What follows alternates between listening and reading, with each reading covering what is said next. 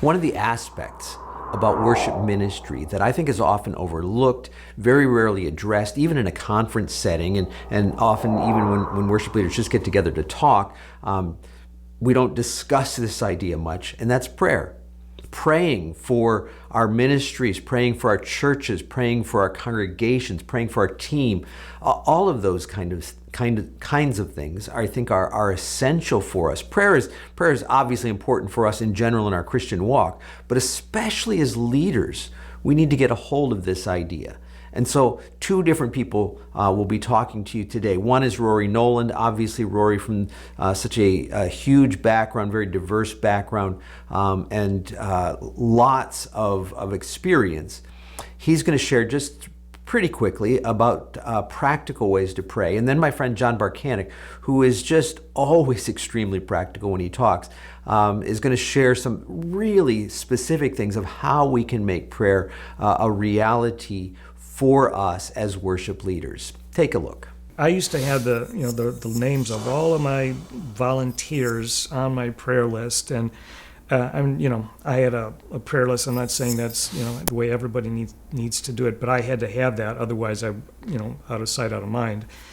And so I would just go through them throughout the week, and it really would knit my heart to my volunteers. And I feel like I'm supposed to be on my knees interceding. I see that in the life of Moses. He interceded for his people, and that's kind of the role we are. So I think prayer is important in general, obviously, but especially for leaders. I think we're called to pray for our ministries. I think it was J. Robert Clinton who said in The Making of a Leader that if God's called you to lead, he's called you to pray for those you lead. In terms of what to pray for, I think there's a lot of different ways to look at it. So if we think of our ministry as maybe a beach ball, we can look at it, like the traditional beach ball that has, the red and the white stripe and the blue stripe and the green stripe. We can look at it at different angles and we can see each stripe, but it's hard to see all the stripes together at the same time. And so I think it is with prayer, if we can focus in on one aspect or one angle of the ministry, that can help us to pray. So, as humans, we're not wired to think in the purely abstract. So if I just say, think of something, nothing comes to mind. Whereas if I say, think of an animal or think of a furry animal, the more specific I can be, the more we are to be able to picture, something relevant. And so it is, I think, with prayer. I need to pray for my ministry. I think that's tough. And so if we can think of it in terms of the aspects of our ministry. So, for instance, what's the vision for the worship ministry? And how might I pray for that? Are we in a time of seeking vision? Do we need wisdom and discernment? Do we have a vision, but we need some strategy to figure out what to do about that and how to implement that? Do we have a vision and a strategy, but we need the people? We need more worshipers who can help lead. We need a bass player. We need. Do we have just really practical logistical issues? So we need $1,500 for a new soundboard, or we need a new screen, or praying for those kinds of things. And then the people in the ministry, so the musicians and the singers and tech people, and praying for them as ministers, and their influence with the congregation, their reputation, praying for them as people, praying for their own spiritual growth, praying that God will build their faith, praying that God will grow them as worshipers, that He will deepen their experience of Him in worship in ways that are both attractive and transferable to the rest of the congregation. Praying for unity. You can never pray too much for unity in your ministry.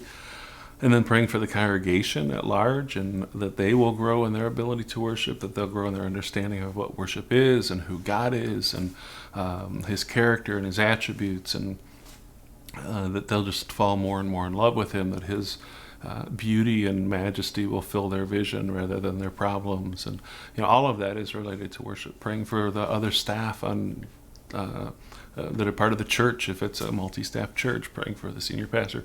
I mean, there are a lot of ways to pray, but I think with this beach ball idea, it's helpful for me if I can say, okay, today I'm just going to pray for the red stripe. So, I'll spend 10 minutes and I'll pray for this, and then tomorrow I can pray for the white stripe, or I can pray for a couple people each day, and then I can start to form some habits. So I think that's the direction that I've been able to move. That's helped me to pray more consistently, and I think pray more effectively.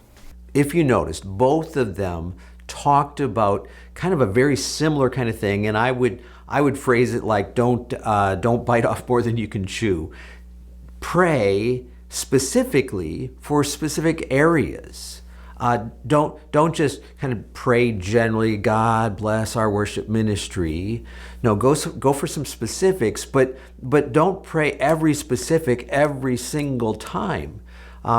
Use the beach ball idea. Use what Rory says of having a prayer list with different people on different days, or whatever works for you in your setting. But make it specific and make it something that's approachable that you can actually do. And over time that may grow and become larger. That's fine. But at least if somebody once said, if you're not praying for 5 minutes, don't start with an hour. That's not going to work. It's just not. And so take some time and think it through. How can I make this really practical and for my situation? And then actually take some steps to accomplish that in the arena of prayer for your worship ministry.